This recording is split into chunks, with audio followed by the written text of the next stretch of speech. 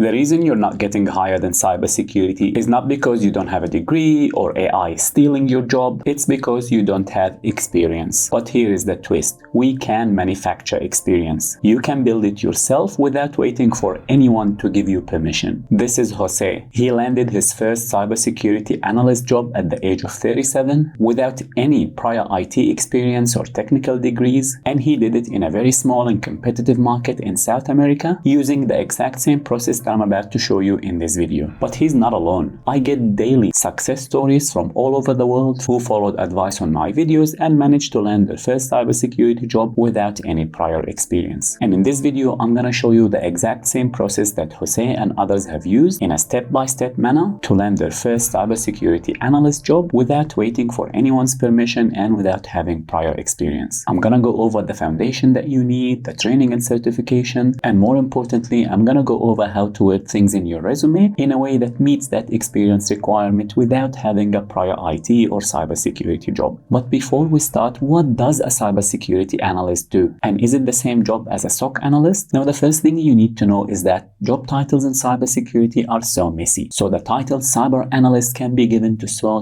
many individuals within the cybersecurity world. However, more commonly when someone says cyber analyst, it's usually the same thing as a security operations center analyst. The individuals with that title usually specialize in detecting, analyzing, and responding to cyber attacks. They can work within a security operations center where they are part of a team that looks at security incidents and respond to them, or sometimes in small to medium-sized organizations, they can perform some security analysis, but they'll be working alongside what we refer to as managed security service provider. This is an outsourced SOC where perhaps they get some escalations or they do some investigations and then they escalate to that MSSP. These are the most common cyber analyst or SOC analyst jobs. Now, just a caveat, in some organizations that SOC analyst may be required to do more tasks such as vulnerability management or even risk management and GRC and all of that. Now, I'm going to go over all of these generalist type tasks in part 5 of this video, but for now I want us to focus on the tasks of the SOC analyst. Now, the challenge with the SOC analyst job and the reason why companies want you to already have experience is because, as you may have guessed, it's a highly technical role. You really need to know what cyber attacks are and how to analyze them. You also need to understand how networking works and how servers work, and hence why companies want you to already have some experience. Now, the way that many individuals who watch my videos have managed to land a SOC analyst job without having experience is by building foundation. Now, let me show you how to build that foundation in part 2 of this video,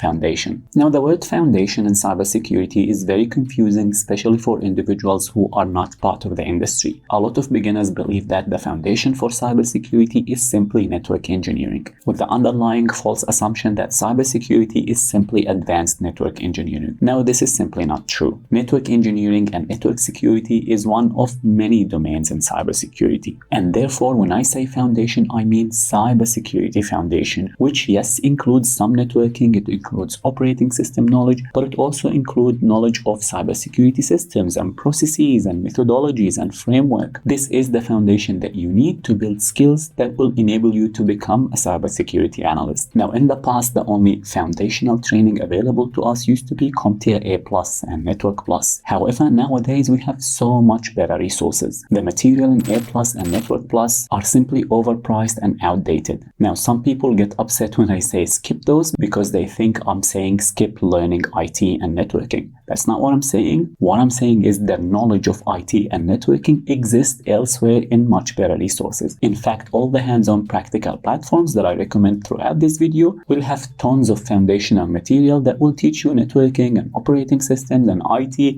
in a much better way. Therefore, my recommendation for you as a starting point is simply the Google Cybersecurity Cert and CompTIA Security Plus. However, I want you to start with the Google Cybersecurity Cert. And the reason is the Google Cybersecurity Cert is really structured nicely in a very beginner-friendly way that will ease you into cybersecurity. You'll get a broad introduction in all the domains of cybersecurity, including things like networking, IT, operating system, detection and response, and some popular frameworks that we use in cybersecurity. The material is actually fairly comprehensive, and it's quite normal to feel a little bit overwhelmed by the amount of definitions in the Google Cybersecurity Cert. Cert. This is to be expected because this is a new field for you. But don't worry, we will be revisiting those definitions over and over as we go with our study plan. And the second reason why I want you to start with the Google Cybersecurity Cert is because when you finish it, you get 30% discount to do the CompTIA Security Plus after. And there is a lot of crossover between the material in Google Cybersecurity Cert and CompTIA Security Plus. So it can be used as a nice prep for Security Plus, but it's not sufficient for CompTIA Security Plus. You will need additional resources. I'll leave links in the description box under the video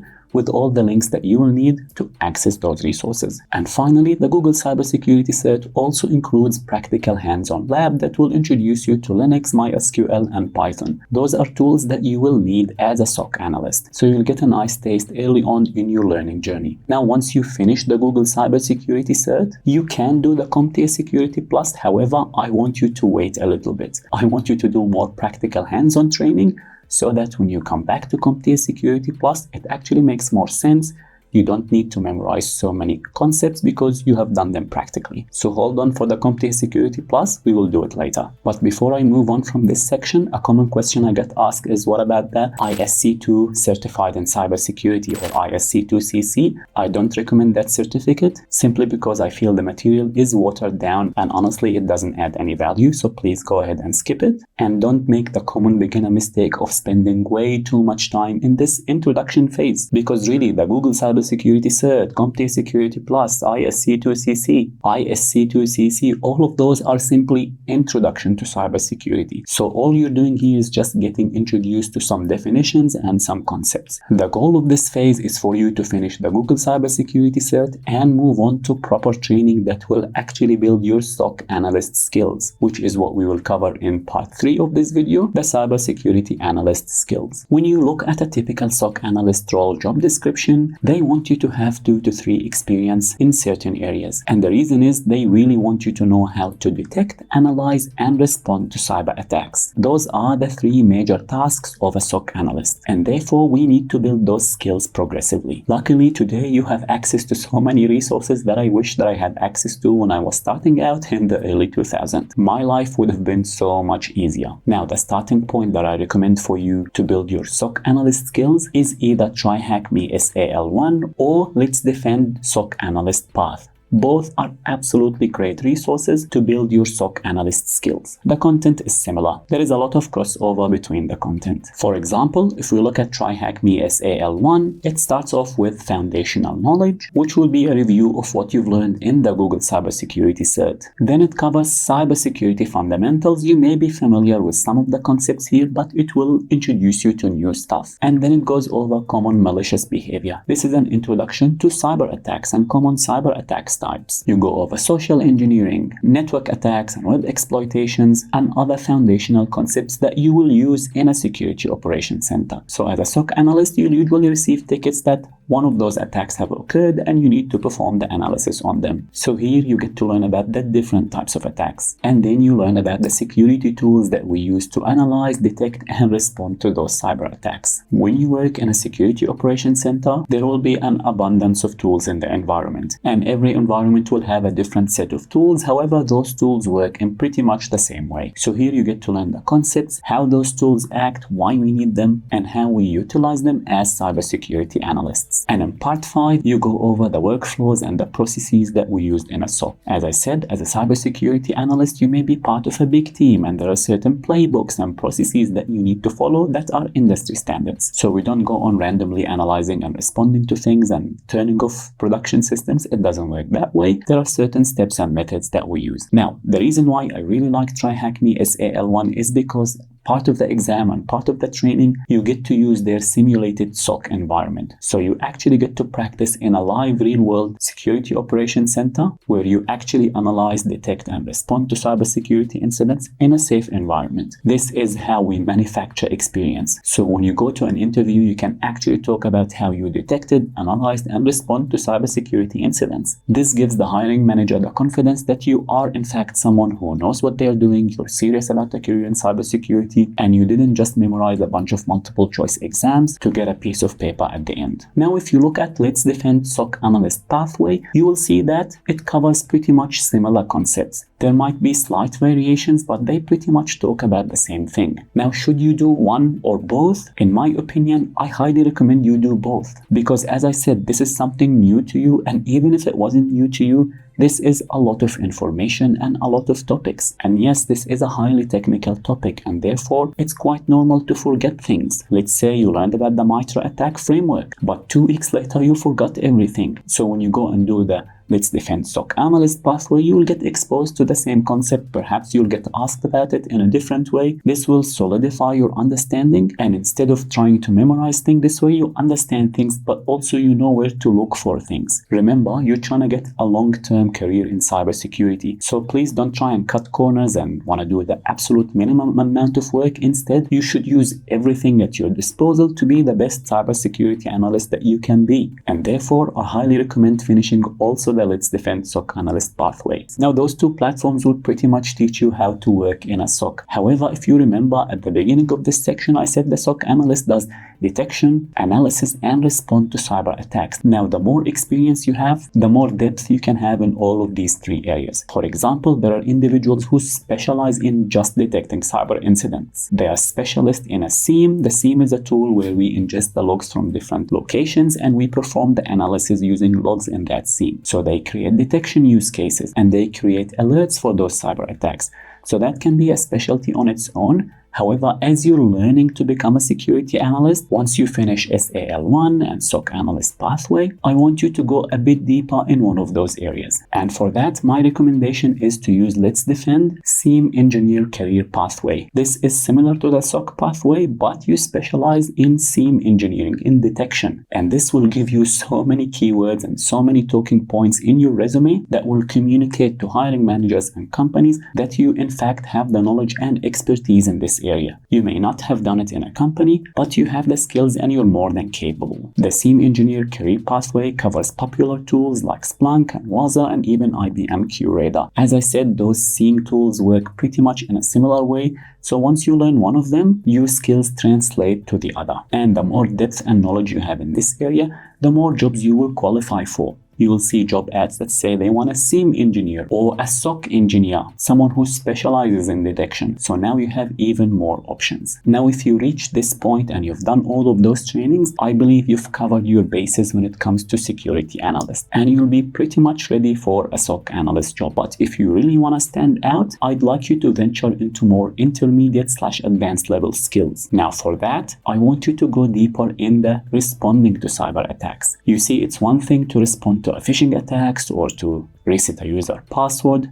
Those are fine, nice tickets, usually low in severity. However, it's a completely different story to be called out to help a company that was completely hacked, and you need to go and stop that hack, isolate the systems, contain the attacks, perform forensic analysis, and help them go back online. This is advanced level work, and we collectively refer to as incident response or digital forensics/incident response, usually short for DFIR. And that will be part 4 of this video, intermediate level skills. Now, if you look at my personal LinkedIn profile, which I leave a link to in the description box of this video, in 2017, I was actually leading a cyber defense team, which is essentially a team of individuals responsible for analyzing and responding to high severity cyber attacks. Now, I can't give you details about what we dealt with, but some of the attacks were quite serious that affected the entire company, where we got a phishing attack that got one of the users infected, and then that user's email address, which is an internal company address, used to send even more malicious emails to everyone in the company, and the impact was really high. Now, my job as an experienced incident responder was to manage the team that will do that work, but the first thing we needed to do was to contain that incident, to stop the damage from spreading further, and that was hard. We needed skills to be able to understand the logs. We also needed to look at our cloud environment, but we also needed some social engineering skills. We needed to know how was that user compromised to begin with, and why was this email so convincing. So we analyzed that. Then we had to block that email from propagating further. And then we had to isolate all the infected machines, and we had to perform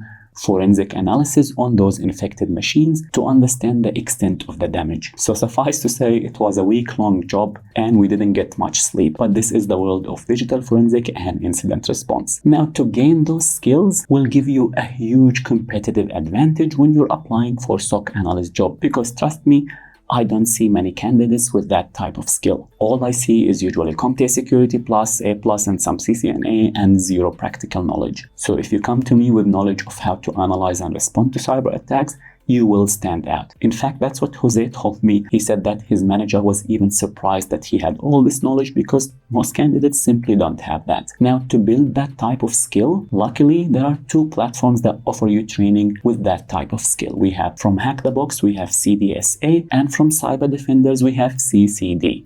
Both are intermediate level to advanced certifications. You will gain security operation analyst skills, but you will go really deep into the analysis and the forensic analysis and respond to cyber attacks. Expect to be challenged. Those are not easy cybersecurity certifications. I'm not gonna go through them in detail. I'll leave links to them in the description box below. And as far as which one to do first, I recommend Hack the Box CDSA, then Cyber Defenders CCD, but it doesn't matter too much. You can switch them up. It's totally up to you. And if you're wondering about CompTIA Security Plus, yes, you can do it after those certs or before, but when you do it, you will have a much easier time because you will be more than familiar with all the topics in CompTIA Security Plus. Alternatively, you can simply skip it. It's totally fine, completely up to you. But now the biggest question of this video is, well, let's say someone did all of this training, yet they open the job ads and they see that the job wants them to have 3 years of experience. So what should they do? Well, in part 5 of this video, I will show you how to word your experience in a way that will give the hiring manager confidence that you can actually do this job. I'll also show you how to search for jobs and how to diversify your experience, which is part 5, experience requirements. Now, before we start, I want to emphasize that yes, entry-level jobs do exist. That doesn't mean that every job advertised will be entry level, but it also doesn't mean that every job advertised will require experience. Some jobs will want someone with 10 years of experience, whereas other jobs will want someone with 1 to 2 years of experience. Now, what I want you to do is first update your resume. Go to unixguy.com/free and download my free cybersecurity resume because I've added a lot of those cybersecurity trainings to that template already. Now, I'll show you an example of how to word TryHackMe SAL1 in a way that mentions all of these keywords. As you can see on the screen, it's a paragraph with bullet points, with each bullet point detailing what you've actually done in the certificate. So we mentioned the tools that you've used like Splunk and ELK. We also mentioned Wireshark and PCAP file analysis and the forensics tools that you've used, and so on and so forth. This level of details and those tools is, trust me, as a hiring manager, I don't see many candidates with those tools on their resume. So you will already stand out if you word things like this. And if you've done something like Cyber Defenders CCD, then this is how I want you to word it. As you can see, it's a long paragraph because Cyber Defenders CCD covers so many things. The worst mistake you can do is just have a one-line item and say, I've passed Cyber Defenders CCD, expecting the hiring manager to go and Google it for you and look at the content. So here, we cover all our tracks. Those bullet points contain a lot of the keywords that we're actually looking for when we're hiring for SOC analyst jobs. Now, if you want more examples of how to word things in your resume, I actually covered all of this in detail in this video, so please check it out. Now, the second thing that I want you to do is to start searching for jobs. But the way I want you to search for jobs is to simply type the word cyber and search. So don't type cyber analyst or SOC analyst. I want you to just type one keyword because this will show you so many jobs. And please apply to all the jobs that you think you can do. Don't care if they're asking for more things that you have or if they're asking for so many experience. It doesn't matter. Usually job descriptions are a wish list. They'll be asking for 10 things. If you feel like you need 20 to 30% of what they're asking for,